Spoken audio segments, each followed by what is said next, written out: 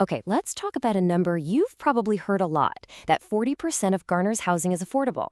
Now, that's a step that can really drive policy decisions, right? But what we're going to do today is dig into why that number, well, it doesn't really give us the full picture. So let's get right to it. Does Garner really have 40% affordable housing? I mean, it's a great sounding number, but the story behind that number is what's absolutely crucial for the decisions we make about our community's future.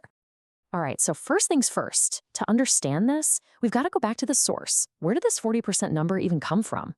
Turns out the statistic originates from a 2023 housing analysis. It was done by the Central Pines Regional Council.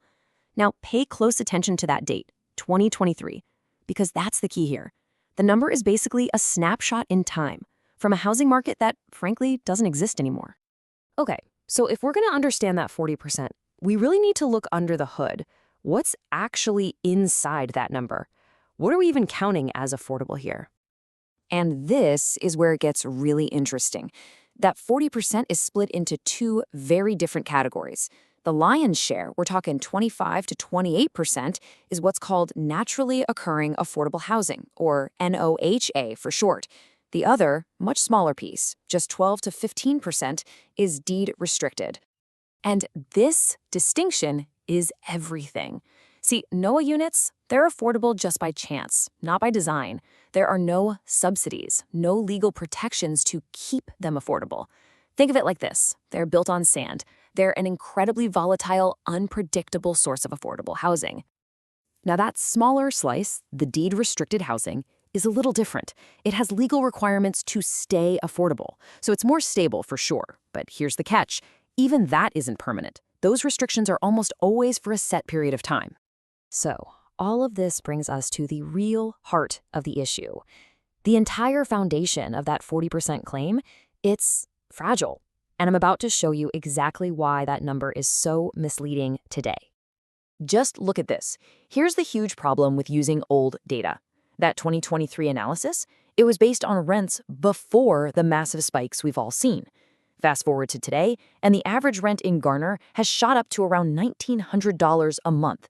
That's a giant leap, and it makes that old analysis pretty much obsolete. I mean, get this, between 2019 and 2024 alone, rents in Garner jumped by nearly 40%. When you have a spike like that, all that naturally occurring affordable housing we talked about, it can just, poof, disappear, almost overnight. So on one hand, we have this 40% number being thrown around. But on the other hand, the reality on the ground is this. We have a current shortage of 796 rental units for our most vulnerable families, the folks earning 30% or less of the area median income. Those two things just don't add up. And that right there is the fundamental flaw, the Achilles heel in the 40% claim. The vast majority of it is that unprotected NOAA stock. It can become unaffordable the second the market heats up. And as we've seen, it does. Okay, so let's put all these pieces together. Let's get a clear look at Garner's real housing picture and finally move past the myth of that 40% number. If there's one thing to remember from all of this, it's this quote. That 40% isn't solid ground. It's outdated and fragile. It's just not a number that reflects what people in Garner are actually experiencing. So let's just quickly recap the key takeaways here. First, that 40% figure, it's based on outdated data, plain and simple. Second, most of it is made up of those unprotected NOAA units we talked about. And third, with rents rising so fast, whatever affordability was there has been seriously eroded. What we're left with is an affordable housing supply that is incredibly volatile. And all of this really leaves us with one critical question for all of us to consider.